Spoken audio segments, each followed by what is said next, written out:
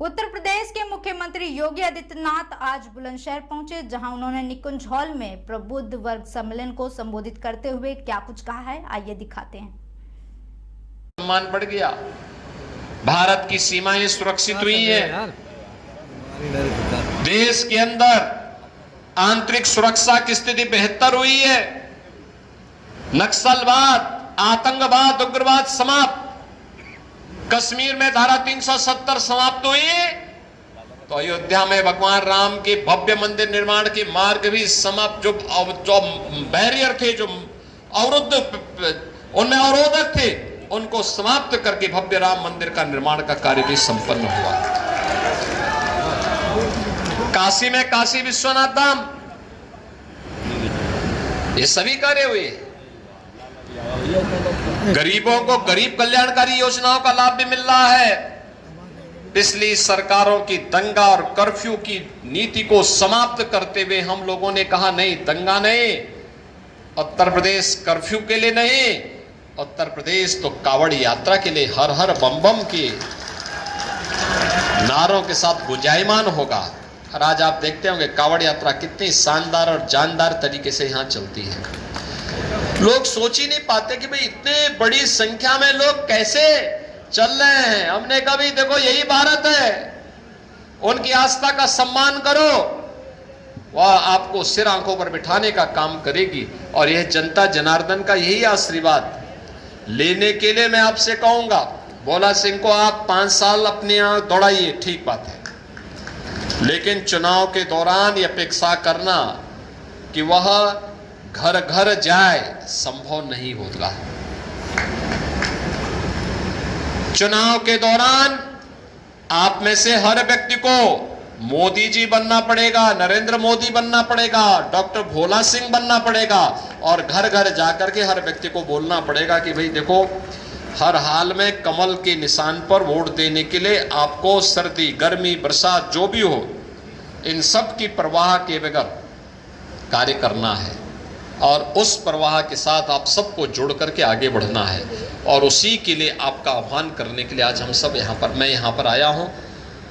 चुनावी सभाओं के लिए अलग से आएंगे, लेकिन प्रबुद्ध जनों को पहले तैयार करने के लिए, क्योंकि समाज के ओपिनियन को आप लोग तैयार करते हैं, आपकी और राय पे चलता है।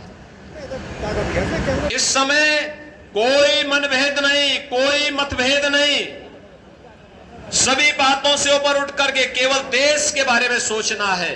गंगा एक्सप्रेसवे जाएगी, वह साकार हो रहा है। आप बुलंदशहर में बैठेंगे 6 घंटे में, इस वर्ष के बाद, इस वर्ष के अंत तक ऐसा प्रयास हो रहा है कि प्रयागराज में अगले वर्ष कुंभ का आयोजन होगा, तो उस कुंभ के आयोजन में बुलंदशहर के लोग 6 से 8 घंटे में सीधे पहुंच जाएंगे।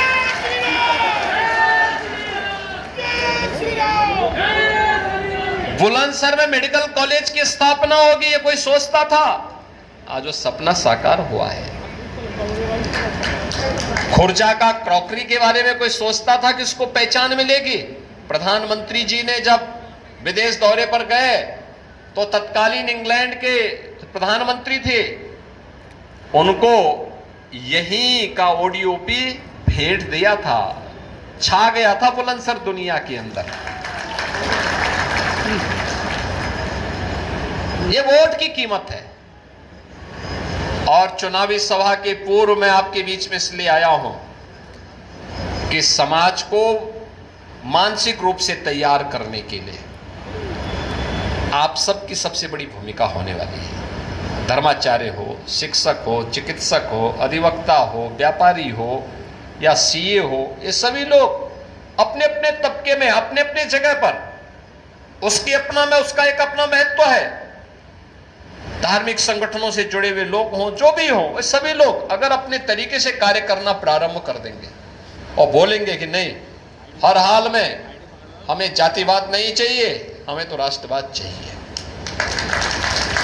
हमें परिवारवाद नहीं चाहिए, हमें तो सबका साथ और सबके विकास के भाव के साथ कार्य करने वाले लोग चाहिए।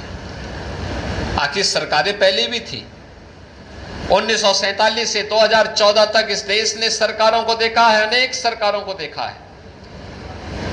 मोदी जी के आने के पहले 15 सरकारें आ चुकी थी, अटल जी की सरकार को छोड़ दिया जाए, शेष सरकारें क्या कर रही थी? तब क्यों नहीं गरीब कल्याण की योजनाएं हो पा रही थी? तब क्यों नहीं गरीबों को फ्री में राशन मिल पा रहा था? तब क्यों नहीं गरीबों को सिर ढकने के लिए छत मिल रहा था? प्रधानमंत्री आवास योजना कहां थी?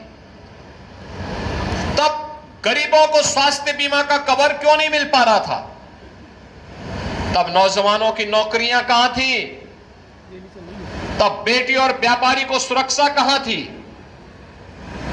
ये लोग केवल उपयोग करते रहे, समाज को जातिवाद के नाम पर बांटते रहे, अराजकता कर फैलाते रहे और उन पेशेवर गुंडे, अपराधियों और दंगाइयों को प्रश्रय देकर के अपनी राजनीतिक रोटी सेंकते रहे।